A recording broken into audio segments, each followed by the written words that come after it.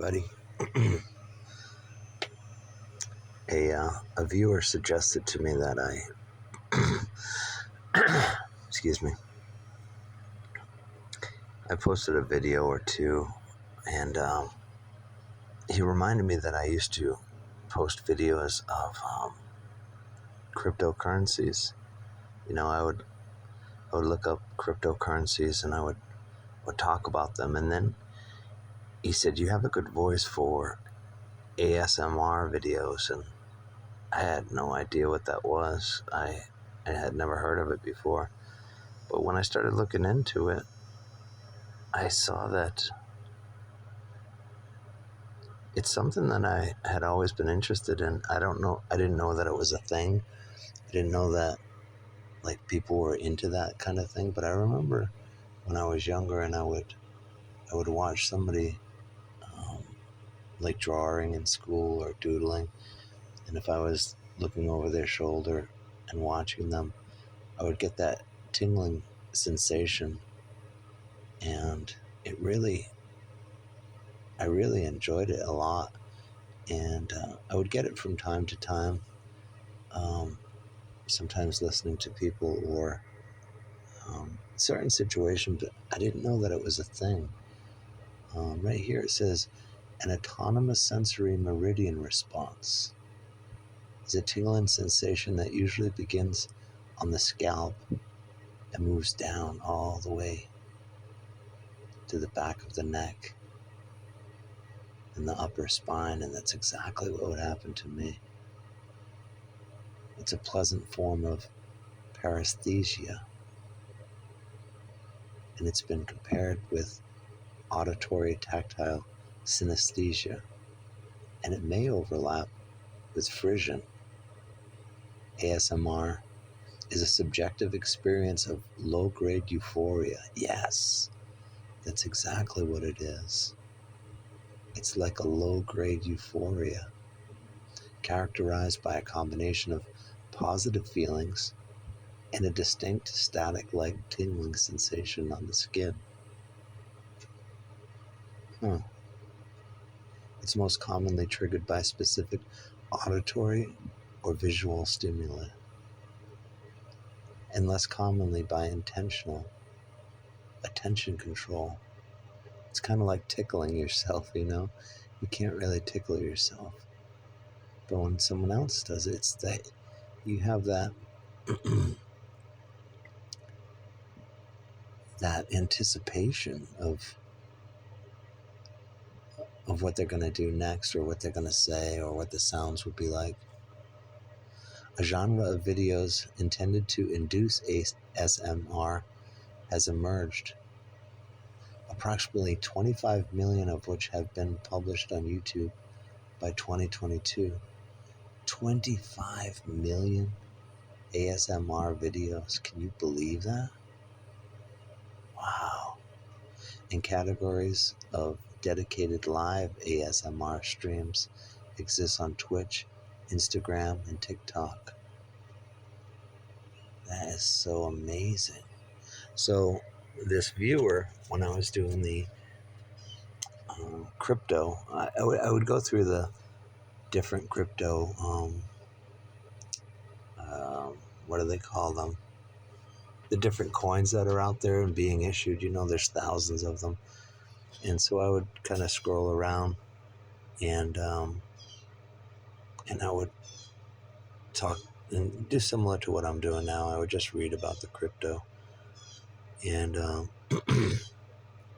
and he suggested, because of the sound of my voice and the sensation, I don't know if it was a he or a she actually suggested, but if you're watching this, thank you for the suggestion, because it's something that I really enjoy. I've studied neurolinguistics program for many, many years, and hypnosis and unconscious responses.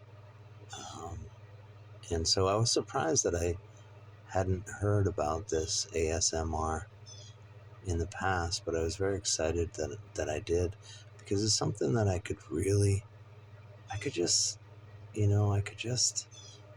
scroll around and just kind of just kind of go like this, and I could show my apps. I don't think there's any personal information on there. I went to my email or something, but I don't know if you can hear. I have the fan on in the background there. It's really hot here. And so what else could we talk about today?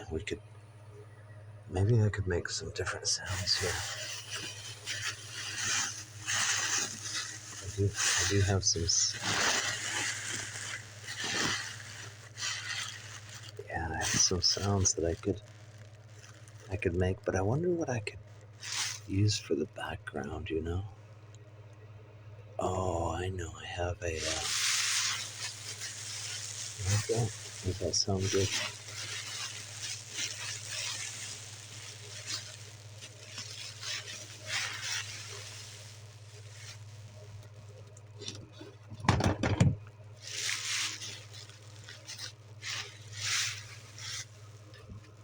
I'll have to find some more things, but that's the first video. I was just kind of like, how can I make, like, I was going through this. Here, I'll show you. I was going through my Google Docs now. I hope this doesn't show my personal information. So you can, let's see. Oh yeah, what's my thing? I'll read this to you. This is, what's my thing? Because I haven't, okay. Say if I was to today start a multi-million dollar company and it was to be something that I really enjoyed, what would it be?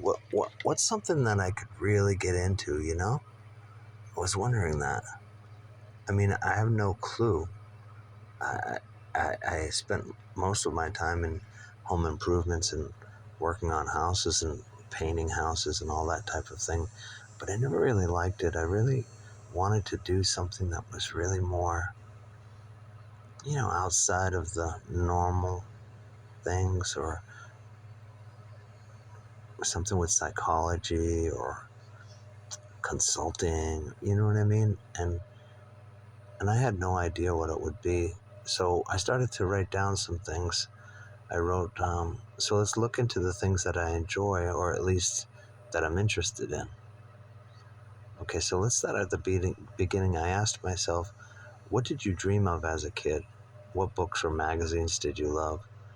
And I remembered I was really into ultralight aircraft and home-built airplanes. And I would go down to the magazine store. This was before the internet, for those of you that um, don't know that there used to not be an internet. And I would go down to the magazine store and I would look at they had so many magazines on home-built aircraft and ultralight aircraft and things like that. So I would do it. And I also remember being interested in, you know, secret information, like how to obtain multiple passports, disguise techniques, improvised weapons, and, you know, all that James Bond spy stuff. I was really into that too. I was into sailing from a young age, but I didn't really get my own sailboat until I was about 25 years old. And I was interested in being an entrepreneur. I actually started my first magazine. It was a real estate magazine, and that was when I was 19. And of course, I was interested in girls, and I thought it would be cool to be like a Hugh Hefner, you know, publish this magazine with girls in it. And but I was always interested in success, you know, different levels of success, and whether it's sports or business, or, you know, some people are just so talented. It's just so, they're called outliers. You know, outliers are the ones that just are overwhelmingly better than the rest. And so I used to read the success magazines all the time. I wanted to be rich. I wanted to fly in a private jet, you know, and have houses all over the world. Like Howard Hughes. I don't know if you guys remember Howard Hughes, but I think he must have been the first billionaire in the world, I think. And I'm thinking, wow, how the hell did he do it? Like, how did he run all those companies? I mean, most of his businesses he ran simply on the phone. He would just call people and call the management and call the banks, and he handled everything on the phone. This was way back in the 50s and 60s and 70s. And I just thought that was so amazing. And I was also fascinated with inventions, like you see on Shark Tank or something. And I would really get into these discussions with my Uncle Conrad. He was kind of my mentor when it came to, you know, uh, talking about inventions and looking into that and patents and aircraft designs. And I was into music too, but I was only interested in the coding of it, the writing of it. Like, how did they get this stuff down and set down these rules and symbols and notations for the music? That's the part that I was really into. I was into the code, and I was also into science, but only for cracking the code. Like, I would read about these scientists that made these major breakthroughs by simply trying something that somebody else hadn't tried before, and cracking the code.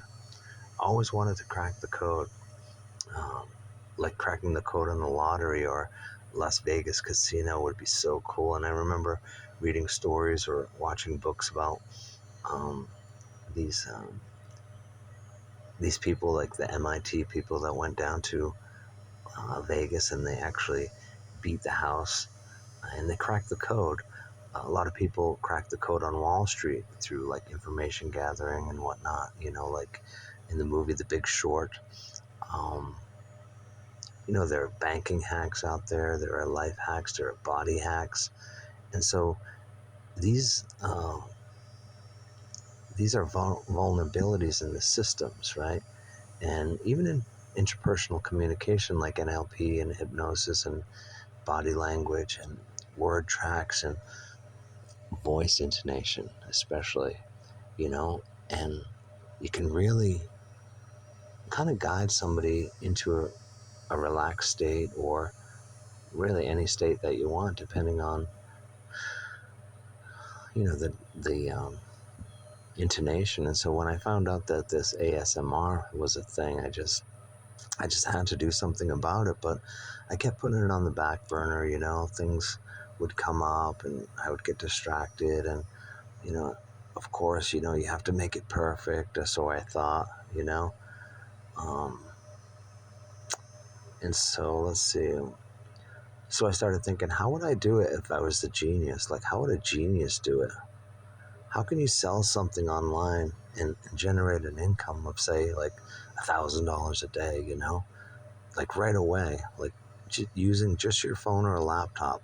How could you create content or start a Shopify store, or, like, what could you do to really make enough money to maybe travel around the world and be a digital nomad? I mean, I thought I could write content, that would be cool.